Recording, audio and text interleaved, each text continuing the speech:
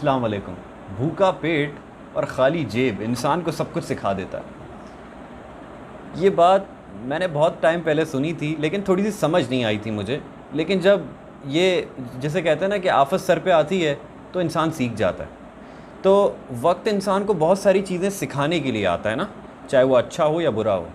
बुरा वक्त बहुत कुछ सिखाता है, लेकिन कुछ लोग ये होते हैं वो इंतज़ार करते हैं कि बुरा वक्त आए तो फिर हम सीखेंगे, वरना फिर हम चिल है ना, कुछ भी नहीं करना पड़ेगा, आराम से बैठो, जब वक्त आएगा तो सीख लेंगे। ऐसा नहीं करना चाहिए आपको। एक एक्सपेरिमेंट होता है 1948 में एक यूनिवर्सिटी के अंदर। उसमें क्या किया जाता है कि दो चूहे लिए जाते हैं, उनको अलग अलग रखा जाता है। एक को खाना दिया जाता है पूरी रात, एक को नहीं दिया जाता।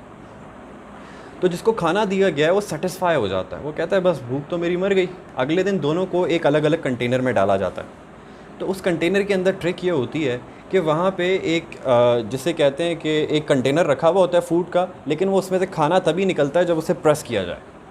ठीक है, तो जो सेटिस्फाइड चूहा होता है जिसने खाना खा लिया है, नॉट हंग्री, वो इस तरफ, और जो दूसरा भूखा चूहा है वो इस तरफ। जो भूखा चूहा होता है वो तलाश करता रहता है, कभी इस तरफ मुंह मारता है, कभी इस तरफ मुंह मारता है, इस तरफ मुंह मारता है। तो आखिर उसे एक जगह मिल जाती है जहाँ से उसे वो खाना मिल जाता है।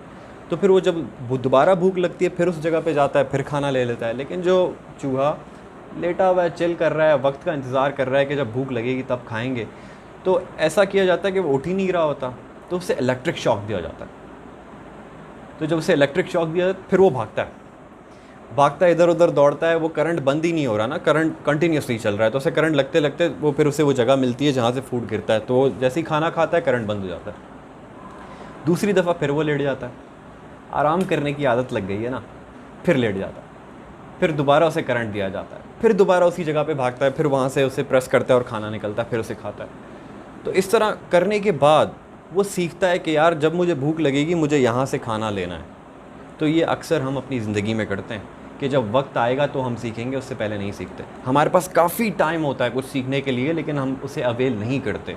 क्यों? क्योंकि हम इंतज़ार करते हैं कि बुरा वक्त आएगा तब सीखेंगे। तो जब बुरा वक्त आएगा तो आपको इसी तरह इलेक्ट्रिक शॉक देता है, तो फिर आपको समझ आती है कि यार ये तो बहुत बुरा हो रहा है मेरे साथ। तो बुरे वक्त का इंतज़ार ना करें, बल्कि बुरे वक्त आने से पहले उसके लिए तैयार हो जाएं। यही कामयाब लोगों की आदतें हैं, और आप सब कामयाब होंगे इंशाल्लाह। मेरी दुआएं आप सबके साथ हैं। सीखना बंद ना कीजिए, हमेशा सीखते रहिए। Thank you.